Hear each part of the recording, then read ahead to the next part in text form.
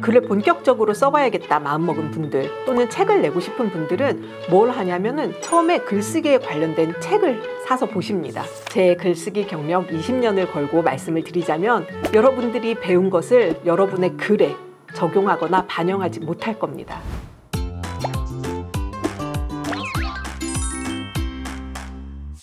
지난번 영상에서는 모든 사람들이 글을 써야 되지만 특히 엄마들이 글을 써야 된다라는 내용에 대해서 말씀을 드렸는데요.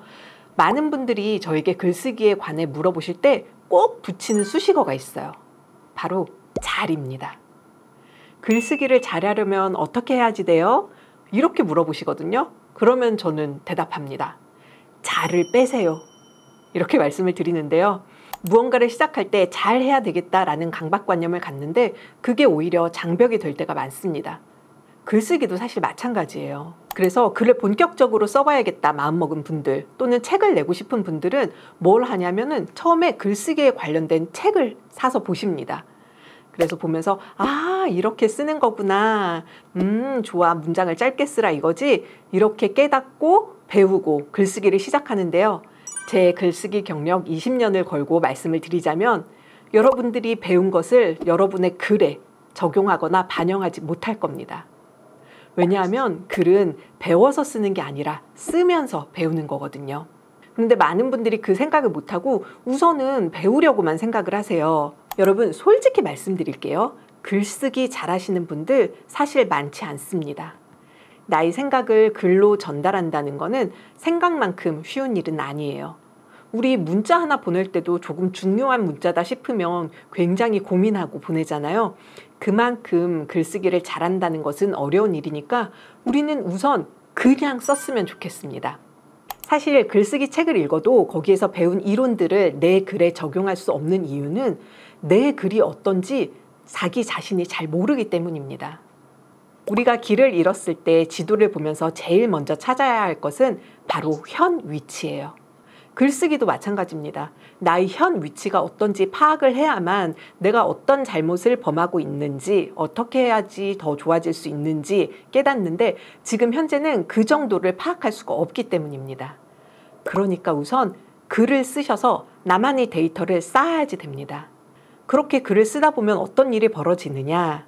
처음보다는 분명히 잘 쓰게 되어 있을 겁니다. 저는 라디오 작가 일을 한 3년 정도 하면서 2시간짜리 프로그램을 썼는데요. 그때 제가 쓴 원고의 양이 A4로 19장이었습니다. 물론 MC들이 봐야 하는 원고기 때문에 글자 포인트가 크기는 했어요. 그래도 꽤 많은 양을 매일 썼는데요. 그렇게 쓰다 보니 어떤 일이 벌어지느냐. 양질 전환의 법칙이라고 아시죠? 양이 질로 바뀌는 겁니다.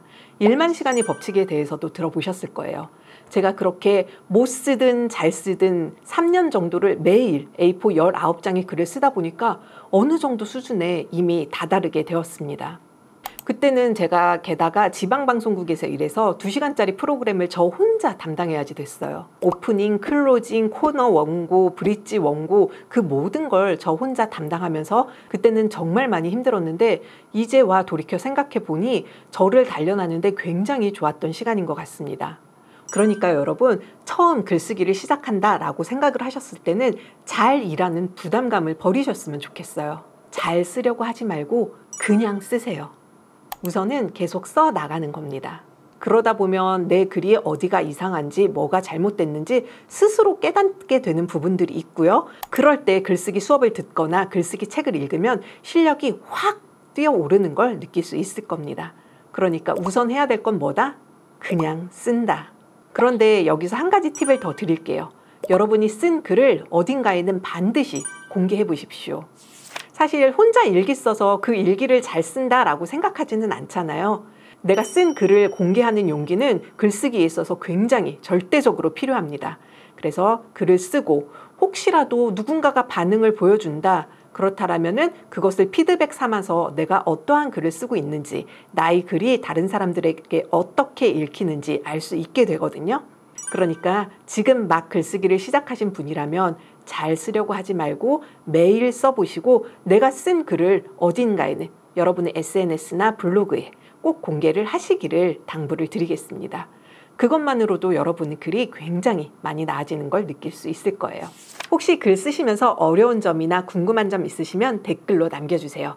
여러분의 질문이 콘텐츠가 됩니다. 오늘은 톨스토이 명언을 가지고 왔어요.